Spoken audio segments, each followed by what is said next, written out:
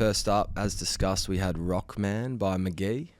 I've just clarified that on Wikipedia. He's got an EP. So called... his first release, 2018, I think it was, is called Pronounced McGee, spelt MCGEE. So I think you're right about that. That's confirmed, everyone. At PTA003, it's McGee. And then CZ, a song that takes me back to the Queensland hub. That and How Often by Lane 8 was getting hammered, and such a random time in everyone's life and in the football world, and that song takes me back there with fond memories, really fond memories. And at the bottom there of those three tracks, we had No Ordinary Love by who, Matt? Sade. I was going to say Sade, so I'm lucky I didn't. Full name, Helen Falasade Abu, known professionally as Sade Abu or simply Sade, Nigerian-born singer, and the band is actually called Sade. So her name is Sade Adu, sorry, and also the band is called Sade. Cool, and anything else to go with that, mate? Anything else? Are the listeners still there? The listeners still there. But may I ask you, because that's sick. That was a beautiful song, and then it's got this kind of heavy metal guitar riff that comes in. That palm muting riff through there. Yeah, and brings it home. Where did you hear that? How come you've brought that to us? Because I love that song, and it wasn't one that I loved on first listen. Yeah. Her hit single is Smooth Operator. The Smooth Operator? Yeah. Smooth Operator. That is her. That's her. Right. So what era are we talking here? Mate, I don't know. What Dan, what year was that song released? Whilst Dan gets that to us, mate, 1984. Smooth Operator was released? Yep. What album? Diamond Diamond Life. I recently bought the box set, actually. Right. That is so poor knowledge. I'm on this show purely for knowledge, and I've completely cooked at episode 2. I recently purchased the box set. I got a little work bonus, and I thought I'm buying the box set. Right. Of all her works. All her works. All their works. All their works. The band. Sade, the band. Not her. Listeners still with us. Yeah, man. And we'll go through the catalogue and chuck everything on. We've actually got her album Stronger Than Pride sitting up there. And that was one that just pricked your ear on the record. You're at home, like, No Ordinary Love. This is what brought the that actual one. track Stronger Than Pride is probably my favourite, but No Ordinary Love is, I thought, something that you would really enjoy. Man, so good. My friends Samara, Faris, Vanya, are huge fans, and they're people that I share music with regularly, and they will always just speak so fondly of this person.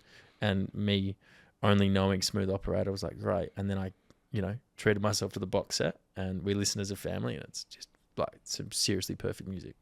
Matt's been one of the takeaways, I think, so far in doing this project is the old B-sides, the old re-listen to the album 10 years later, and 4 of the tracks that you didn't like back then, now, because your context has changed, hit you in that new spot.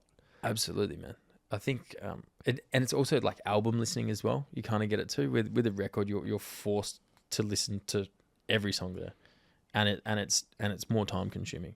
You can't, stop at 30 seconds and flick onto something else because you've got the TikTok brain. You have to sit there and listen the whole way through, and that's my favorite part about listening to records.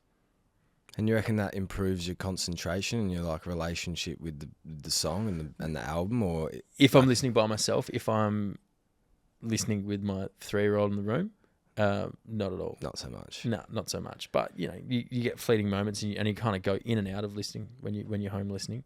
But I actually had a teacher, Mr. Beebee. Mr. Beebee. Mr. Beebee. Can Shout you out spell Mr. that? Beebee. Oh mate, I've got no idea. Spell me that. That's that. Mr. Beebee. B-E-E-B-E-E we're going to go with. It was in woodwork, I reckon year 10, 11. And he was talking about his understanding of time. And he reckons because he would only listen to tapes, in the car tapes, because they didn't have, Spotify yet or Walkman where you could fast forward and get to the next song. he was listening to tapes, listening to records. He understood how long like 2 minutes 20 would be because, that he knows that a certain track he listened to by the Ramones was 2 minutes 20. And he linked it into knowing how long something would take in the microwave. So he'd press start on the microwave, like let's say he's got his 2 minute noodles, whatever.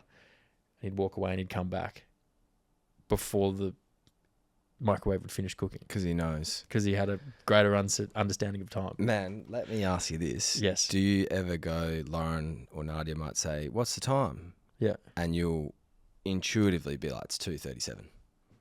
And it's 2:37, spot on, or every single time. And your first thought was spot on because in you somewhere, you've got this clock that knows it's about 20 minutes, about 21 minutes since I last checked my phone and it was 3:06. Do you know that doesn't happen to you? No, I've got no idea. Well, maybe I like intervals of 5, and you got the feeling you get pretty close. No, I'm like, you haven't seen the time for an hour and a half and you just know it. You just know what it is. How often are you pulling that out? I'm pulling that out every second day. Every second day? Every second day. And easy. And do you know what else? While we're at it, I'm the best goosebumper in the world as well. Possibly. Giving people goosebumps? Nah, receiving the goosebumps. Yeah. Like, good song, emotional moment, good conversation, or explaining something in relation to that, or someone's telling me they've had this great triumph or something. I'm goosebumping every single day. Well, at least once a day. That's amazing. You're not goosebumping like that either? I'm not goosebumping right now. I do get goosebumps. I would probably get goosebumps if you could tell me, oh, you've already looked at the time. I'm gonna time check you later. I didn't look. I swear I didn't look. What's the time? The time's 10:22. It's 10:24. That's pretty impressive. Far off. I've got goosebumps. So have I remember, I've got this distinct goosebump feeling. I remember it was like this, like the year 12 river cruise.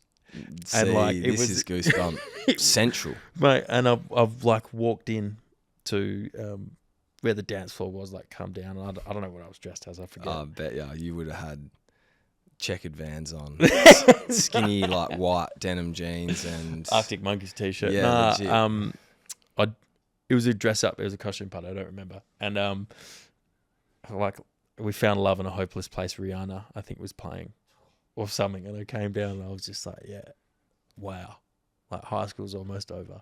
And I just remember the distinct goosebump feeling of that track playing. I'm pretty sure it was that song. It was fucking something like that.